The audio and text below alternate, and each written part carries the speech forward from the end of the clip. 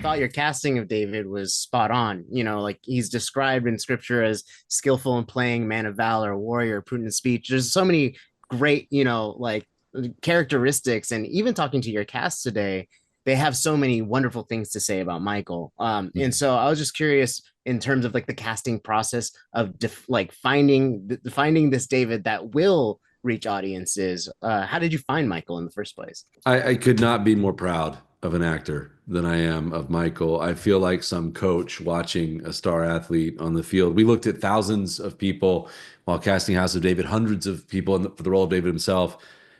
It's like a bullseye within a bullseye because I've directed two music biopics and I've directed two football movies. And to think that there's any actor in between those two, like someone that has a voice of an angel and can sing, also athletic and be a warrior, is, it's a very difficult role. And also someone that has the depth of soul that King David must have had to write these incredibly authentic words. It's just such a rare find. And I remember the moment we saw the tape come in from Michael from New York. We had somehow missed it. He had submitted an audition, we had missed it. We all got really excited, and I got on a plane and literally took a red eye that night and I said, I want to meet you for breakfast tomorrow morning. And we met, didn't talk about anything but just life and for like 3 hours. And I just was struck by him, knew in my soul that this was our David. And so I told him that, which you're never supposed to do.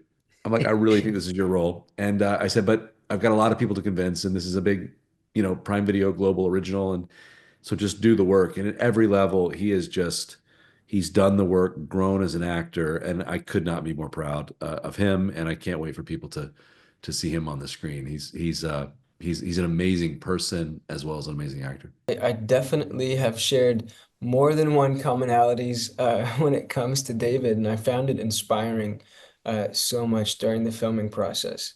Um, and for me, one of my personal goals in this was just trying to find the heart of David. And what does it mean to be a man after God's own heart? And the best way for me to do that was to read the Psalms and to read um, the book of First and Second Samuel to want to know about the story of David more deeply, to analyze it, but also to read the diary of David, the Psalms.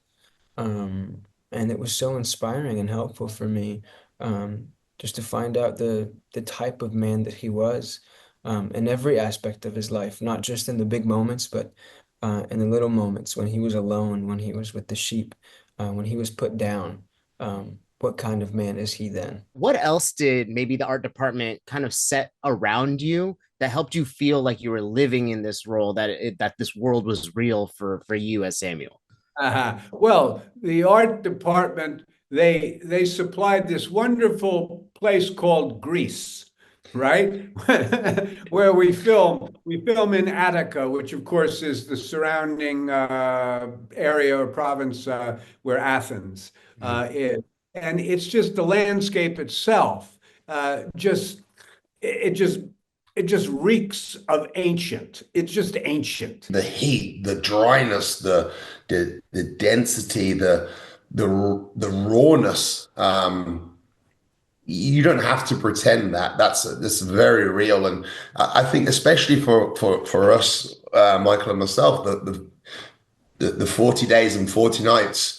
When you're up there filming in that heat, you don't have to pretend that you're tired and frustrated and angry because no one's stepping forward. you just all you can think about is getting back to that hotel with aircon, and you're standing outside in, I think, Michael, what was it, 41, 42 some afternoons? It was ridiculously hot, and there was wildfires starting all over. It really does bring back to you what life would have been like all of those years ago when it was hot and you were, in the middle of absolute peak summer with no aircon, no cool fans, just what lies around you. And I think that's where a lot of the realness comes from. An incredible production and team behind the scenes that bring the costume and the research and the sets to life. Everything about it feels old and sort of and biblical and fantastic. So I thank the art department for and then they'd create wonderful kind of things that blended into the natural scenery Yeah. that were actually, not real. I mean, the sacrifices, we've got these bull carcasses that they sacrifice, and they for all the world they look like, my God, what did you do? Did you kill and burn a bull?